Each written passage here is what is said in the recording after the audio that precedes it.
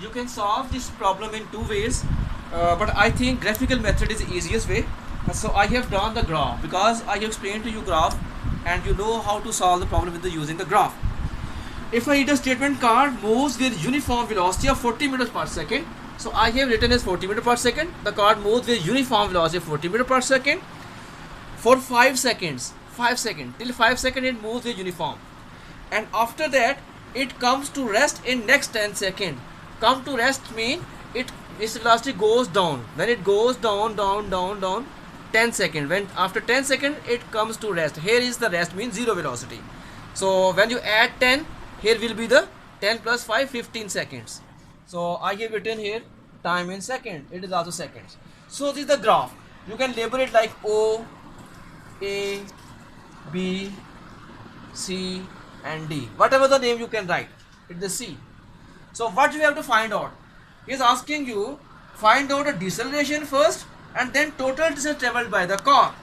So first of all write down the data. Uniform velocity, you can also write simple uniform velocity V equals to 40 meter per second, and time you can denote it time as 5 seconds. So clearly from the graph you can easily understand time is for 40 seconds. After that time next 10 seconds, so that is 10 plus 5 15 seconds. So you will write here next time t2 15 seconds. This is clear from graph. Next 10 seconds means 5 plus 10 give you 15. So here you have to write 15 seconds. Okay, now after that what is asking you, it comes to rest in next 10 seconds means final velocity becomes 0. So you will write Vf is equal to 0. What you have to find out? Deceleration. Deceleration means negative acceleration, mean A in form of negative acceleration you have to find out, and then total distance S. Total distance S you have to find out. So these two things you have to find out. So clearly when the graph you have to find out acceleration, find the gradient, find the slope from speed time graph. So you can easily find the slope from here. Look at this triangle from where it deceleration. How will you find a deceleration? Deceleration when its speed slows down. So from this point B speeds gets slows down. So that's why we will take this triangle. You know, whenever you have to find a slope you have to take the triangle. So DBC is a triangle. So if you find the slope from this triangle you will find the deceleration. So slope of line BC. So clearly slope of line BC is BD rise over fall DC. BD over DC is the slope. As the speed is going down, so that's why you will take negative sign. So you will write negative here. So what is value of BD? 40.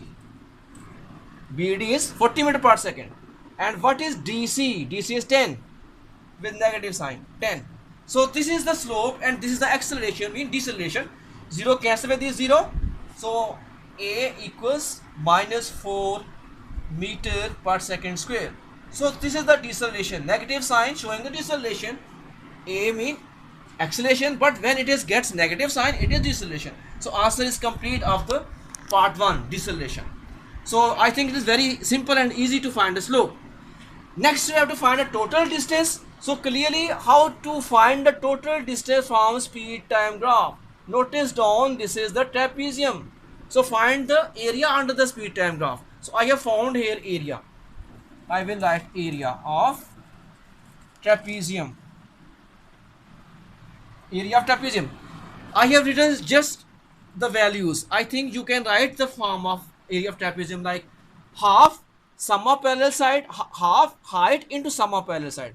1 by 2 by the formula half, and what is height? 40. 40 is the height, and these are two parallel sides AB and OC. I have drawn the arrows for parallel. AB and OC. These two are parallel side. So what parallel side? AB is 5. So I put the value of 5, and then next side OC 15. So just solve this 2, cancel the 40 with 20, and 15 plus 5 you 20, 20 to 20 400. So what is have you found? Area of the trapezium in distance. So S is equals to 400 meter. So this is the answer, 400 meter.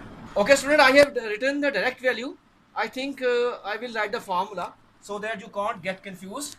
Area of this trapezium, area of trapezium. This is the formula, 1 by 2 height h sum of parallel sides. Sum of parallel sides. Half height is OA. Sum of parallel side, first one is AB plus second OC. So this is the formula in which I have placed the values of these. Understand?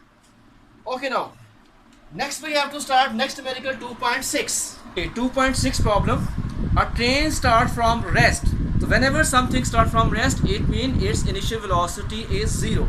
So I will write Vi equals to 0 with an acceleration of 0.5 meter per second square. A, acceleration A denotes A, that is 0.5 meter per second square. Find its speed in kilometer per hour. You have to find its speed in kilometer per hour when it moved through 100 meter distance. So they also have given to you distance S, 100 meter distance. Speed you have to find out. Speed mean final speed, VF you have to find out, but in kilometer per hour. So this is the question. Speed in kilometer, VF you have to find out. So this is the data, then you have to find out speed in kilometer per hour. Okay. So which equation of motion you will use to find the speed? Clearly time is not here. So which equation you will use? Third equation of motion. According to third equation of motion, 2as equals to Vf square minus Vi square. 2, what is the value of A? 0.5. Value of A 0.5. S is given to you 100. Vf square you have to find out. Vi square 0 square. So clearly when you simplify, this point cancel with 1 and 0, 10. 0 cancel with this 0. 5 to the 10, 10, 100. It means 100 equals to Vf square. 0 means nothing. So here you have to find out Vf, so take square root of both sides. When you take square root of 100, square root cancel with this square, giving you 10 meter per second.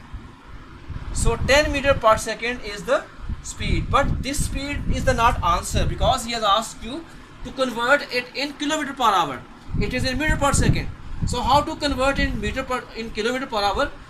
You know, if I want to convert it in kilometer per hour, it is 10 meter per second final speed. So clearly I will multiply with, when I have to convert smaller into bigger, so what I will do, I will multiply with 1 meter, 1 kilometer equals to 1000 meters. So when you have to convert this meter into kilometer, what will you do? You will divide it. When you convert it 1 meter, it divides this, and 1 meter comes in kilometer form. So it means when you convert meter into kilometer, you have to divide with 1000. So divide it with 1000, and what will you have to write? Kilometer. So now you have understood. Second is down. When you have to convert it into hours, multiply it up with which value? How many hours in 1 second? 3600. So 3600. So it is a rough work, and I will write here hours, kilometer per hour. Okay, now you have to simplify this. This 0 cancel with this 0. These 2 0 cancel with these 2 zeros, giving you answer 36 kilometer per hour.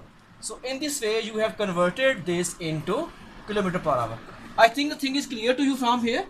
Like I have told you, 1 kilometer 1000 meter. When you convert meter into kilometer, you have to divide this to convert into 1000. So that's why I have divided this. Now per second mean down you will write as 1 second. So when 1 second mean 3600 hours, 3600 second in 1 hour. So that's why 3600 comes up, and you multiply up, and when you simplify, your answer is 36 kilometer per hour. So in this way we have completed this numerical.